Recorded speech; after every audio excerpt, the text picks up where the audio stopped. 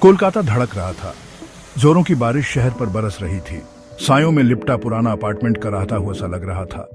हवा का हर झोंका खिड़कियों को ऐसे हिला रहा था मानो कोई कंकाल वाली उंगलियां अंदर आने के लिए खटखटा रही हों। अपने फ्लैट के अंदर 11 साल की तारा अपनी किताबें खोल रही थी।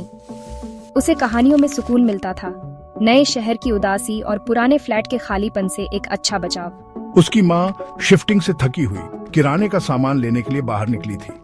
बारिश तेज हो गई, तारा की बेचैनी को दर्शाती हुई। अकेलापन उसमें रिसने लगा। वह फ्लैट में घूमती रही। हर कमरा पिछले रहने वालों के भूतों से भरा हुआ था। अपने कमरे के कोने में उसने कुछ अजीब देखा। दीवार पर सीलन का एक छोटा सा पैच था, अपने आसपास से ज्यादा गहरा। तारा ने इसे झिझकते हुए छुआ। यह अजीब तरह से ठंडा लगा। हेलो, उसने फुसफुसाते हुए कहा। उसकी आवाज सन्नाटे में मुश्किल से कांप रही थी। एक पल का सन्नाटा, फिर एक धीमा जवाब बमुश्किल सुनाई देने वाला, हेलो तारा। तारा जम गई। उसका दिल जोर से धड़क रहा था। क्या उसने कल्पना की थी? कौन है वहां? उसने पूछा। इस बार उसकी आवाज ज्यादा तेज थी। जवाब फिर आया, एक बचकानी फुसफुसाहट। मेरा नाम माला है, मैं दीवार में रहती हूँ। तारा हालांकि घबराई हुई थी, लेकिन उसने खुद को अजीब तरह से आवाज की ओर खींचा हुआ पाया। यह एक खोए हुए बिल्ली के बच्चे की तरह अकेला लग रहा था। दिन हफ्तों में बदल गए। तारा ने माला के साथ अपनी बातचीत जारी रखी। उसने माला को अपने जीवन, अपने डर, दोस्तों के लिए अपनी लालसा के बारे में बताया। बदले में माला ने अपनी कहानियां साझा की। बहुत पहले के समय की कहानियां, जब घर नया था और हंसी से भरा था। तारा की माँ घर बसाने में व्यस्त ने इसे एक काल्पनिक दोस्त मानकर खारिज कर दिया। बच्चे, उसने तर्क दिया, अक्सर नए माहौल में ऐसा करते हैं। लेकिन मन ही मन बेचैनी का एक बीज बोया गया था। हालांकि तारा माला से लिपटी रही। माला उसकी विश्वास पात्र बन गई, पुराने फ्लैट के गूंजते अकेलेपन में उसका एकमात्र सहारा। लेकिन उनके शुरुआती आदान प्रदान की मासूमियत कम होने लगी थी। एक अंधेरा रिस रहा था, उनकी दोस्ती को दागदार कर रहा था। हवा भारी हो गई। फुसफुसाहट तारा का पीछा करती रही। फ्लैट में भूतियां धागों की तरह बुनी गई। कभी कभी वह झटके से जाग जाती, उसका नाम अंधेरे में गूंजता।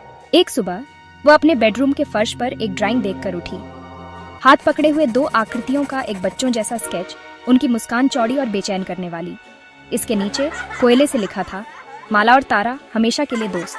तारा ने अपनी माँ को ड्राइंग दिखाई। उसकी माँ का चेहरा पीला पड़ गया। उसकी नजरें दीवार पर सीलन वाले पैच पर टिकी हुई थी। उसने इसे तर्क संगत बनाने की कोशिश की। शायद तारा नींद में चलकर खुद इसे बनाया होगा, लेकिन उसकी आंखों में डर ने उसे धोखा दिया। फुसफुसाहट तेज हो गई।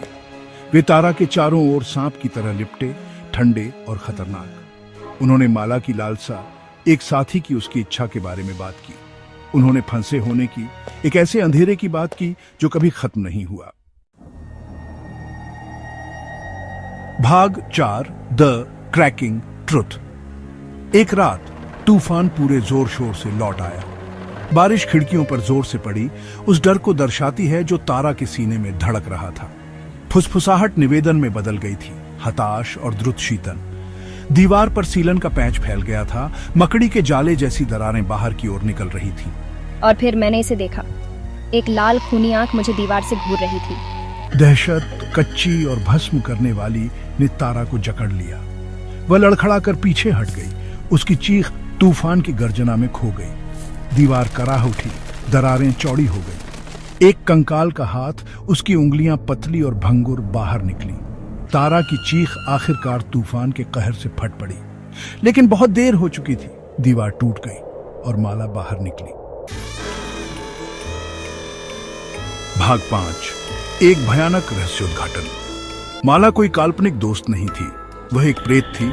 उसकी त्वचा पीली और ठंडी, उसकी आंखें एक अप्राकृतिक रोशनी से जल रही थी।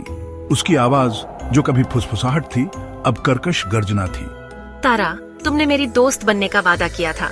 तुमने मेरे साथ रहने का वादा किया था, हमेशा के लिए। उसके पीछे दीवार के खुले हुए छेद में तारा ने उसे देखा। एक छोटा कंकाल का हाथ, एक बच्चे का हाथ, और भयावह सच्चाई उस पर टूट पड़ी। माला सिर्फ एक भूत नहीं थी, वह एक बच्चे का भूत था जिसे दीवार में चुनवा दिया गया था, मरने के लिए छोड़ दिया गया था।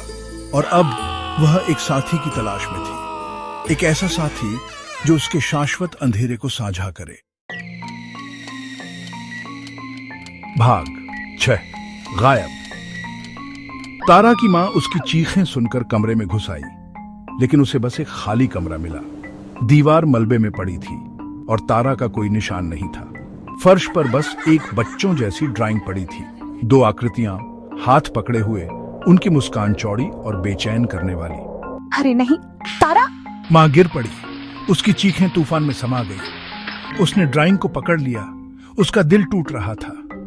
वह जानती थी, एक ऐसे यकीन के साथ जिसने उसे हड्डी तक ठंडा कर दिया, कि तारा चली गई थी। दीवार में भूत द्वारा ले जाया गया, उस अंधेरे में समा गई जो पुराने फ्लैट से चिपकी हुई थी। भाग 7 द साइकिल कंटिन्यूज। मानसून बीत गया, एक नया परिवार फ्लैट में आ गया। वे इसके इतिहास से, उस त्रासदी से अनजान थे जो इसकी दीवारों से चिपकी हुई थी। छोटी लड़की अपने टेडी बियर को पकड़े हुए अपने कमरे में चली गई। वह रुक गई, उसकी आंखें दीवार पर सीलन वाले पैच की ओर खींची चली गईं। हेलो। एक पल का सन्नाटा, फिर एक धीमा जवाब बमुश्किल सुनाई देने वाला। हेलो, मेरे दोस्त बनना चाहते हो? ऐसा लग रहा था कि चक्र फिर से शुरू हो गया है।